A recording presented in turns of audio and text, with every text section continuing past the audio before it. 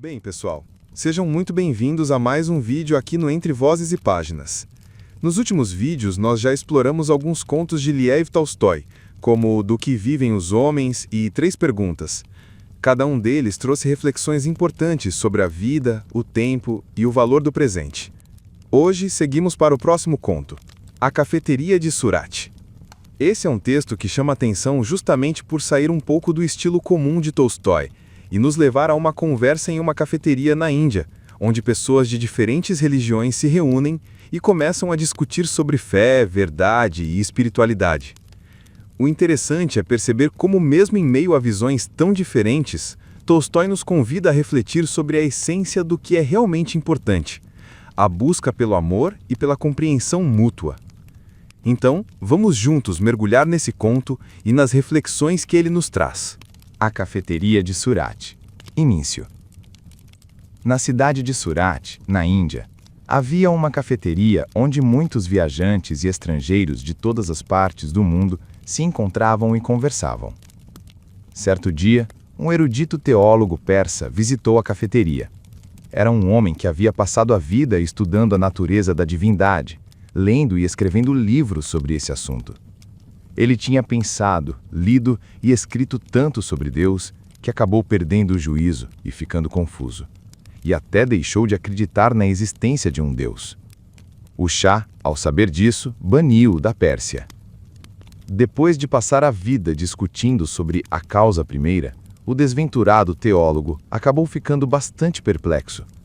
E em vez de compreender que havia perdido a própria razão, começou a pensar que não existia uma razão maior controlando o universo.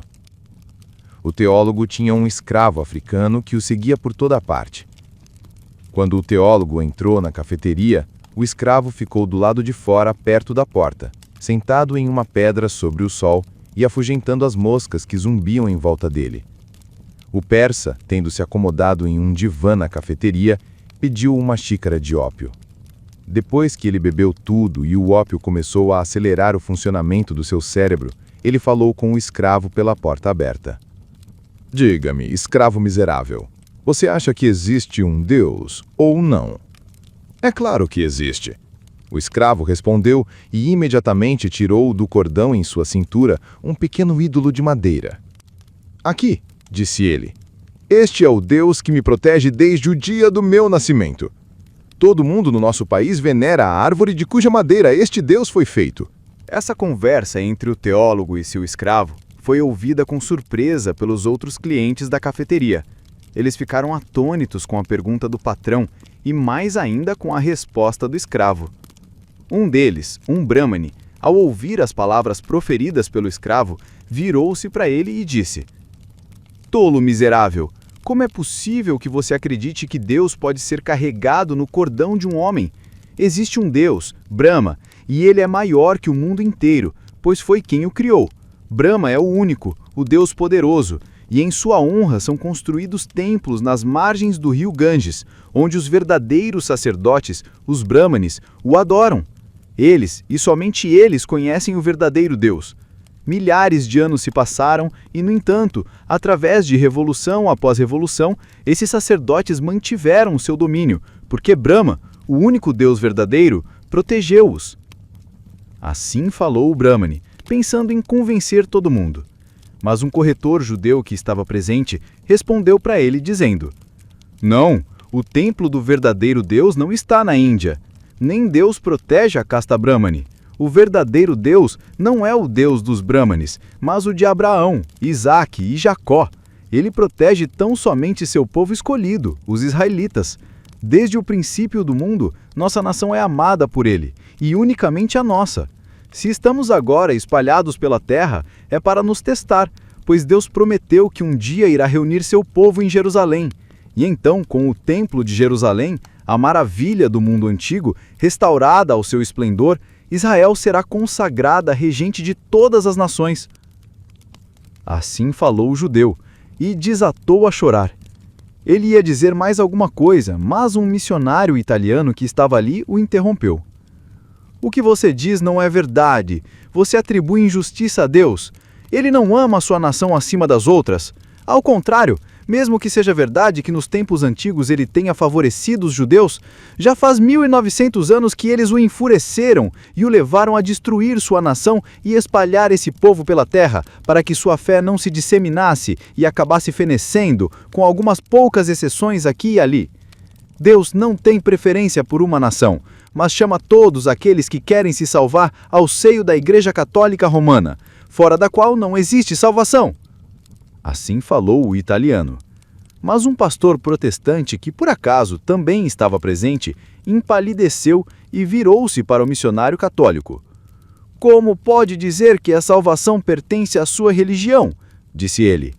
Somente serão salvos aqueles que servem a Deus segundo o Evangelho, em espírito e em verdade, conforme ordenado pela palavra de Cristo. Então um turco, funcionário da alfândega de Surat, que estava sentado na cafeteria fumando um cachimbo, virou-se com ar de superioridade para os dois cristãos. Vossa crença na religião romana é vã, afirmou ele. Foi substituída há 1200 anos pela verdadeira fé, a de Maomé. Não se pode deixar de observar como a verdadeira fé de Maomé continua a se alastrar pela Europa e pela Ásia, e até na esclarecida China. Vocês dizem que Deus rejeitou os judeus, e para provar, citam o fato de que os judeus são humilhados e que sua fé não é disseminada. Reconheçam então a verdade do maometismo, pois ele é triunfante e se alastra amplamente e por toda parte. Ninguém será salvo, exceto os seguidores de Omar e não de Ali, pois a fé destes últimos é falsa. A isto, o teólogo persa, que pertencia à vertente de Ali, desejou responder, mas a essa altura uma grande disputa havia surgido entre todos os estrangeiros de diferentes fés e crenças que estavam presentes ali. Havia cristãos abissínios, lamas do Tibete, ismaelitas e adoradores do fogo. Todos discutiam sobre a natureza de Deus e sobre como ele deveria ser reverenciado. Cada um afirmava que somente em seu país o verdadeiro Deus era conhecido e devidamente venerado. Todo mundo discutia e gritava, exceto um chinês, seguidor de Confúcio, que estava sentado em silêncio em um canto da cafeteria, sem participar da discussão. Estava ali bebendo chá e ouvindo o que os outros diziam, mas ele mesmo nada dizia. O turco reparou nele sentado ali e dirigiu-se a ele. Você pode confirmar o que digo, meu bom chinês. Está quieto, mas se falasse, sei que confirmaria minha opinião. Comerciantes do seu país que procuram minha ajuda, dizem-me que apesar das muitas religiões que foram introduzidas na China, vocês, chineses, consideram o maometismo a melhor de todas e a adotam de bom grado. Confirme, portanto, minhas palavras e diga-nos sua opinião sobre o verdadeiro Deus e sobre seu profeta. Sim, sim, disseram os outros, virando-se para o chinês. Deixe-nos saber o que pensa do assunto. O chinês, seguidor de Confúcio, fechou os olhos e ficou pensativo por um tempo. Então os abriu e, tirando as mãos de dentro das mangas largas de sua roupa, cruzou-as sobre o peito e, em um tom de voz calmo e sereno, começou a falar. Senhores, parece-me que é, primordialmente, o orgulho que impede os homens de concordarem uns com os outros nas questões relacionadas à fé. Se tiverem paciência de me ouvir, vou lhes contar uma história que explicará isto por um exemplo. Eu vim da China para cá em um navio inglês, que já viajou pelo mundo todo. Paramos para coletar água potável e atracamos na costa leste da ilha de Sumatra.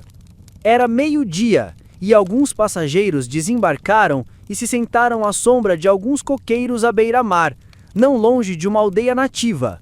Éramos um grupo de homens de diferentes nacionalidades. Enquanto estávamos ali, um homem cego se aproximou de nós. Soubemos depois que ele tinha ficado cego por olhar por muito tempo e muito persistentemente para o sol, tentando descobrir o que era e capturar sua luz. Ele tentou fazer isto por muito tempo, mas o único resultado foi que olhar diretamente para o sol por tanto tempo fez mal aos seus olhos e ele ficou cego. Então, ele disse para si mesmo: a luz do sol não é um líquido, pois se fosse um líquido, seria possível derramá-la de um vasilhame para outro, e ela seria movida, como a água, pelo vento. Também não é fogo, pois se fosse fogo, a água o extinguiria. Tampouco é a luz de um espírito, pois pode ser vista com os olhos. E não é matéria, pois não pode ser movida. Portanto, como a luz do sol não é líquido, nem fogo, nem espírito, nem matéria, ela é nada. Esse foi o argumento do homem, e como resultado de olhar constantemente para o sol e pensar a respeito, ele perdeu tanto a visão como a razão. E depois que ficou totalmente cego, convenceu-se de que o sol não existia. Acompanhando este homem cego vinha um escravo, que, depois de ajudar o patrão a sentar-se à sombra de um coqueiro, pegou um coco no chão e começou a transformá-lo em uma lanterna. Ele torceu um pavio com a fibra do coco, espremeu o óleo da noz da casca e embebeu o pavio. Enquanto o escravo fazia isso, o homem cego suspirou e perguntou a ele: "Bem, escravo, eu não estava certo quando lhe disse que não existe sol? Não vê como está escuro? E, no entanto, as pessoas dizem que existe um sol. Mas, se existe, o que ele é?" "Eu não sei o que é o sol", respondeu o escravo. "Isso não é da minha conta, mas sei o que é a luz. Fiz aqui uma lanterna, com a ajuda da qual posso atendê-lo e encontrar o que eu quiser na cabana." O escravo pegou a casca do coco, dizendo: "Este é o meu sol." Um homem aleijado com muletas, que estava sentado ali perto, ouviu essas palavras e riu.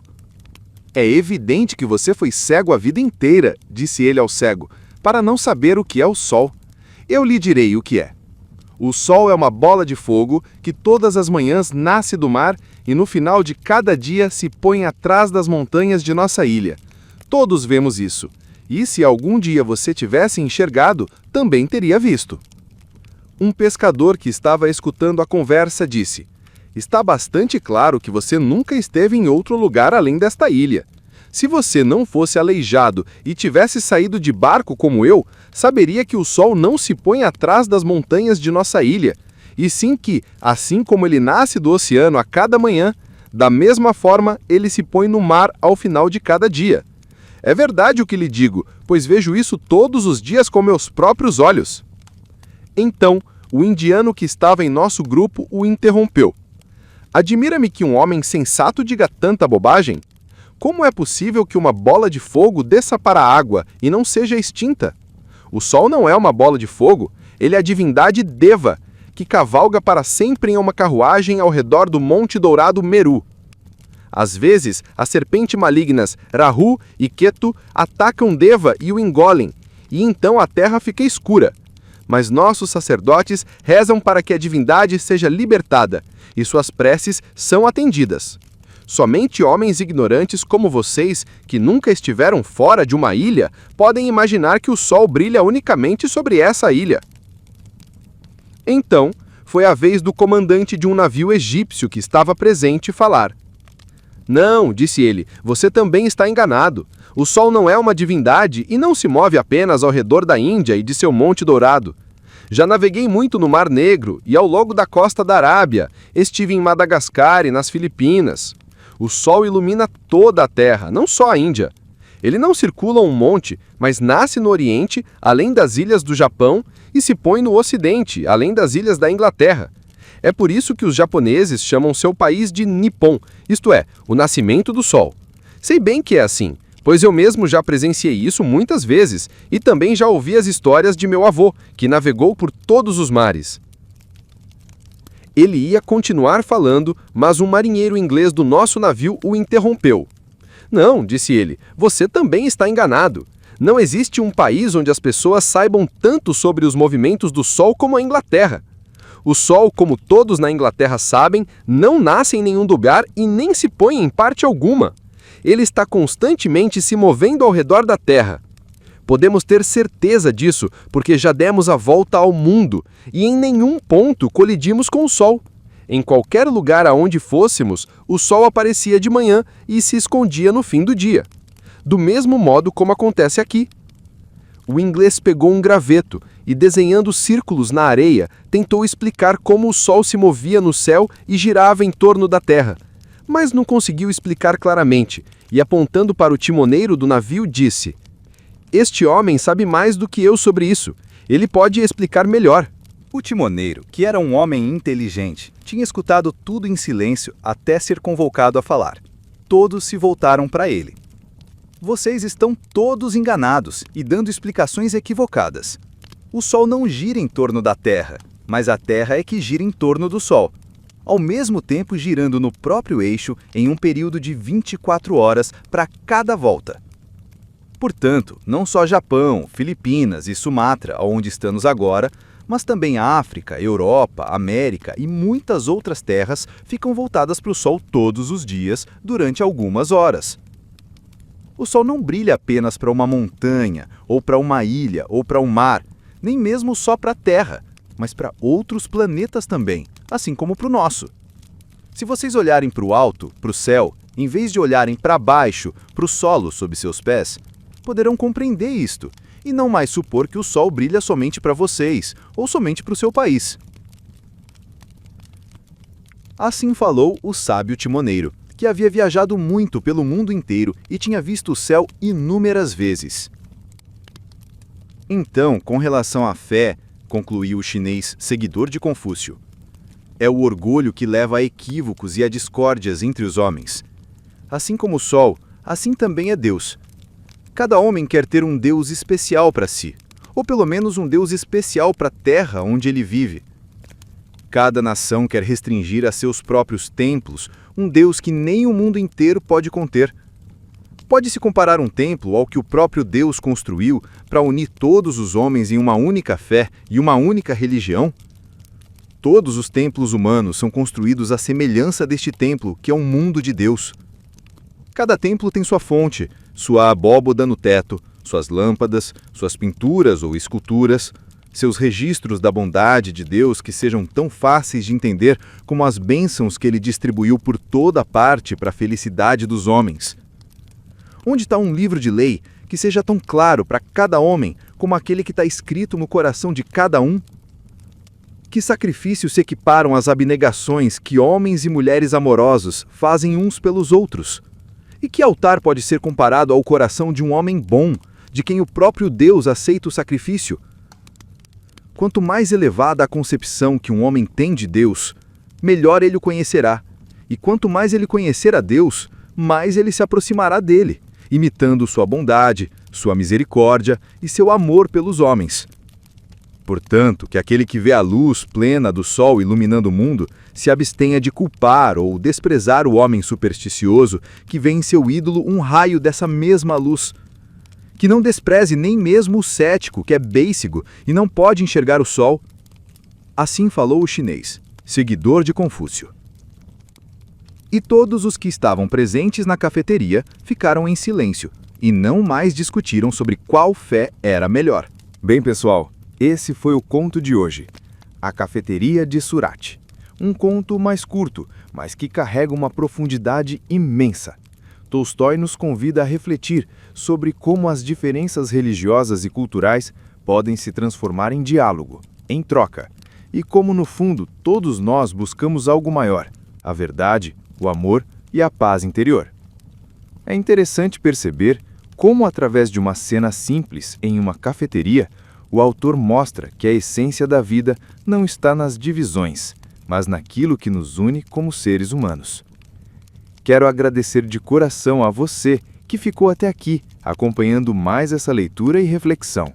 Se esse vídeo te trouxe algum insight ou despertou algum pensamento diferente, não esqueça de deixar o like, se inscrever no canal e compartilhar com alguém que também goste desse tipo de conteúdo. Muito obrigado pela atenção de sempre. Nos vemos no próximo conto, aqui no Entre Vozes e Páginas.